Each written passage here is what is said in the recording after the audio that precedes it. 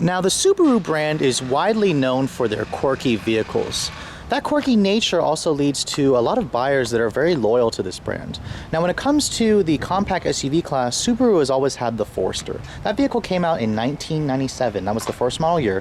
What you're looking at is a 2013 Subaru Forester. This marks the third generation of the vehicle. It's actually been in the United States since 2009. And if you guys remember the scrappy little first and second generations, they were actually more like wagons. They were basically just raised up versions of the Impreza.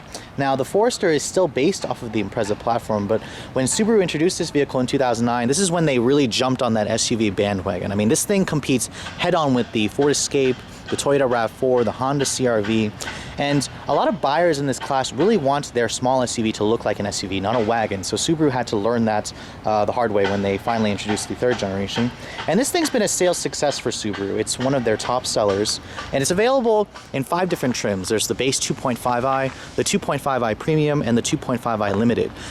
There's another engine available, that's the 2.5i XT, or the 2.5 XT. That's basically the turbo model. It's an upgraded engine. You can distinguish an XT from the hood scoop as that's included with the turbo model, which is a functional hood scoop. This base model does not have it. From the turbo model, you can basically pick the Premium or the Limited. Now, the Premium is basically the package that most people will buy. It comes standard with those 17-inch wheels. They're quite an attractive looking wheel design. You can see the front end basically has the familiar Subaru face, somewhat boxy, somewhat conservative.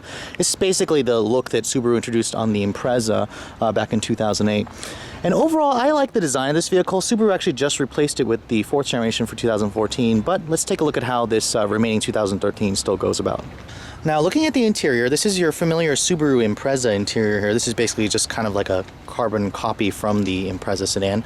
Now, because it's a compact SUV, the step-in height is absolutely perfect, so you don't have to duck. This is why most buyers buy the vehicle. And when you look at the key, this is the Subaru key. It's actually a newer key. I haven't seen this newer key on a Subaru just yet. It actually has the newer key blade design. It's not a switch blade or it's not an in-key system yet.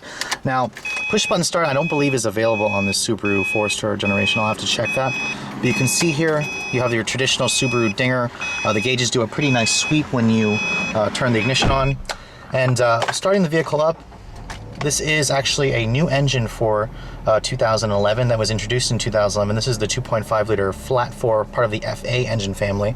Now, when you look at the rest of the interiors, Subarus aren't really known for their luxurious interiors. Now, this thing pretty much, like I said before, looks exactly like an Impreza. So if you guys have had an Impreza, you'll be instantly familiar with this. You have hard touch plastics on the dashboard, but a pretty nice looking graining material. You have a silver painted plastic right here that is kind of cheap looking, but it feels okay, I guess. The dashboard here is hard touch as well. You have a glove compartment that is a pretty nice size. It's damped but not lined with felt. The steering wheel in this vehicle, it's basically the same unit off the Impreza. If you got the Limited model, you get leather wrapped, but you do get steering wheel, audio controls, cruise control, a pretty nice heavy feeling steering. I'm pretty satisfied with that. The door panels are also hard plastic, unfortunately. Silver painted plastic again, chrome door handle. Down here where your elbows are going to rest, at least it is padded in line with the fabric from the seats. The window is automatic up down for the driver, only the driver window. And then when you look at the center stack here, this is probably where I have most of my problems. Now, my particular tester has a $1,100 option for the TomTom navigation. It does roll in a backup camera when you put it in reverse. It gives you a small little backup camera, but no distance or trajectory markers. It's just a screen. Now, this TomTom head unit is pretty freaking small. This thing's probably, I want to say it's maybe 4 inches. The good thing about it is it does pop out and you can take it with you. So I guess that's a decent system. Now, if you guys like TomTom, you may like the system, but honestly, I don't like it. It looks like an aftermarket, a cheap aftermarket add-on. The radio controls, they do migrate to this screen, or you can have it put on this little tiny ass screen also with these cheap little graphics. To scroll, you have to push this little scrolly wheel down that scrolls. Your volume is here. I mean, this is not very well labeled, and literally you will be taking your eyes off the road to study this thing and, you know, learn how to use it properly. So I'm not really happy with this head unit. Subaru's got a newer system in the 2014 Forester, so I'll be looking forward to testing that. Pretty simple manual climate controls here. There is no automatic climate control on this model. I believe you have to get the Limited. Now, regarding the transmission, this is Subaru's older 4-speed automatic. I know it's a 4-speed, Up until 2013, the RAV4 still had a 4-speed. Your other choice is a 5-speed manual, and symmetrical all-wheel drive is standard, like I said. Surprisingly, you do get heated seats. You have a USB port right here, and then a little center console here. You can see your USB port and aux port, and the power port is there. The lid here, it slides and adjusts, and it's nicely padded. Now, one thing that the XT Premium, or I'm sorry, the 2.5i Premium does give you is this huge huge sunroof, actually, that goes all the way to the back seat. I'm a big fan of that sunroof. I definitely think that the premium model is worth it just for that sunroof upgrade. Overall, the interior of the Forester is pretty disappointing. It definitely trails the class leaders, but if you guys can get over that, it's still a pretty comfortable place to spend time. The seats are very comfortable as well. Now, looking at the back seat, the Forester actually does impress with a rather large back seat. The step-in is just as easy, and you actually sit stadium style. The rear seat is actually a little bit higher than the front seat, so you kind of get this nice big view of the road, and you also have this really nice view from that panoramic sunroof that comes to the back. Now, fold this portion right here, and you get a little cup holder with some storage, and then an armrest right here. So overall, I like the back seat of this vehicle. It's definitely very practical. You get one map pocket, no vents back here, but when you shut the door, it's basically the same materials from the front seats, hard plastic, but it is softly padded right there. Now, when you get to the rear cargo area, a power liftgate I don't believe is available on this car. The 14 models do offer it. You actually get a pretty generous cargo area. Now, with the seats up, you're looking at about 30 cubic feet. Fold them down, you're going to get about 68. That's roughly at the top end of the class. The 2014 Forester actually offers 75 cubic feet, and that's really at the top end. So practicality is pretty high on this vehicle.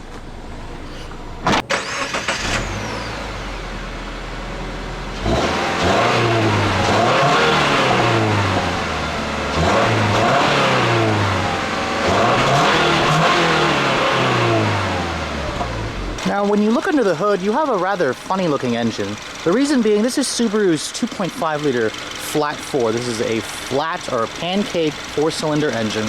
Now, it's actually an all-new engine. Subaru introduced this engine for 2011. It's part of their new FB engine family, shared with the FA engine family that's in the new Subaru BRZ. The old 2.5 liter was actually part of the EJ engine family. Now, this engine makes 170 horsepower and 174 pound-feet of torque. On regular gas, it runs through either that 4-speed automatic or a 5-speed manual through Subaru's symmetrical all-wheel drive. Fuel economy is 21 in the city, 27 in the highway, kind of below the class leaders. The 2014 model definitely rectifies that with the new CVT. Your other option is the 2.5 liter Turbo 4, which is the old 2.5 liter. Makes 224 horses, and it's only rated at about 1925. But let's take a look at how the standard engine drives.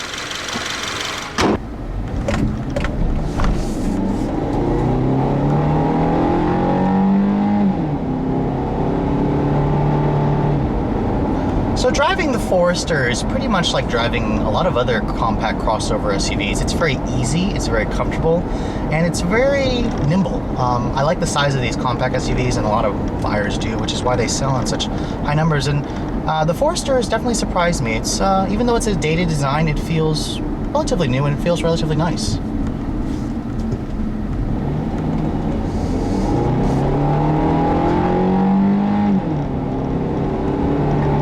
Now, one of the dead giveaways that you're driving an older vehicle is definitely the transmission. That 4-speed automatic is definitely lacking 1 or 2 gears compared to the competition, and you feel it. With every shift, the transmission kind of knocks the flat 4 out of its power band, and the flat 4 is a relatively torquey engine. It makes pretty good power down low. With 174 pound-feet, it makes a little bit more than some of its competition. Now, personally, of course, I would go for the turbo model, but the older 2.5 EJ definitely is somewhat of a gas guzzler in 1925. Now, when you aren't really accelerating hard, when you're just cruising along, the Forester has a very compliant and nice ride. In terms of the road noise, it is a little bit louder than some of the competition. This is probably in line with a CRV. The flat 4 can also get relatively loud as well when you push it, but the handling of the Forester is surprisingly nice. The steering offers really good feedback, and you basically just know what the front tires are doing. The car feels pretty nimble for a small SUV, and it doesn't feel top heavy or tippy like some other vehicles as well. Going around corners, the car kind of displays a pretty flat cornering attitude. Probably not as sprightly as the Ford Escape or the CRV, but this is much better than a RAV4.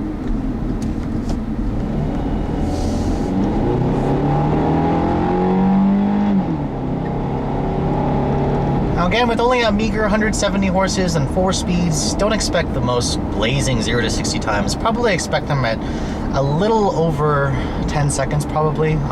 Unfortunately, the 4 speeds really hurt the acceleration. Surprisingly, there is a sport mode here. When you just flop it over to the manual mode, a sport light just comes up on the instrument panel and you can select your own gears. Unfortunately, you only have 4 to play with, so I guess you don't really have that many choices, but the transmission does downshift relatively well, and when you put your foot down, like in second, it has decent pull.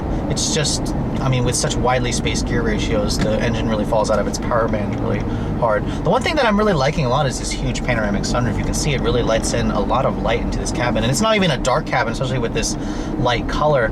Overall, I'm quite impressed with the way this Forester drives. I'd be curious to see how the 2014 model compares. You know, the new 14 model does have a new CVT from the Impreza, and I'll be curious to see how that performs. I haven't really read the best reviews from it. Now, like every other small SUV, the visibility in here is top-notch. You have a really nice commanding view of the road. You have these really thin A-pillars, a nice view out of the back, these relatively big side mirrors. Just don't expect to find the blind spot tech on this vehicle. The 2014 model does offer it, however.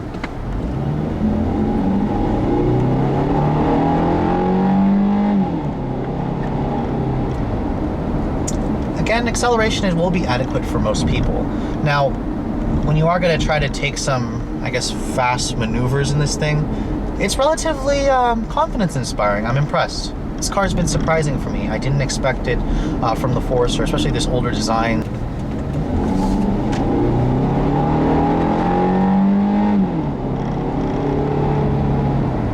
So that brings us to the conclusion of this review. If you guys are in the market for a compact SUV and you've got the Forester on your list, now you've pretty much got a choice. You can take the 2013 model and save a few bucks, or you can go for the 14 model. Now personally, I haven't driven the 14 yet, so I'm not going to tell you which one you should buy, but overall I'm very impressed with the way this 2013 performs. To be honest though, the dated tech in here, I like that disgusting navigation system in here. I'm not a fan of it, especially for the overpriced $1,100 that Subaru charges. The 4-speed automatic gets the job done. For those of you who really don't care about performance, this thing will get it done. The symmetrical all-wheel drive results in some pretty good handling, and the interior in here is very roomy and very comfortable, so this car is very practical. Overall, I would say if you're looking for this kind of vehicle, if you get a good deal on this one, you can definitely pick up a 2013. Just be sure that you're okay with the dated tech and the somewhat slower acceleration of this model. Anyways, hope you guys have enjoyed my overview of this 2013 Subaru Forester. If you're in the market for a compact SUV, make sure you add this vehicle to your list as well. Thanks so much for watching, guys. I'll catch you all later.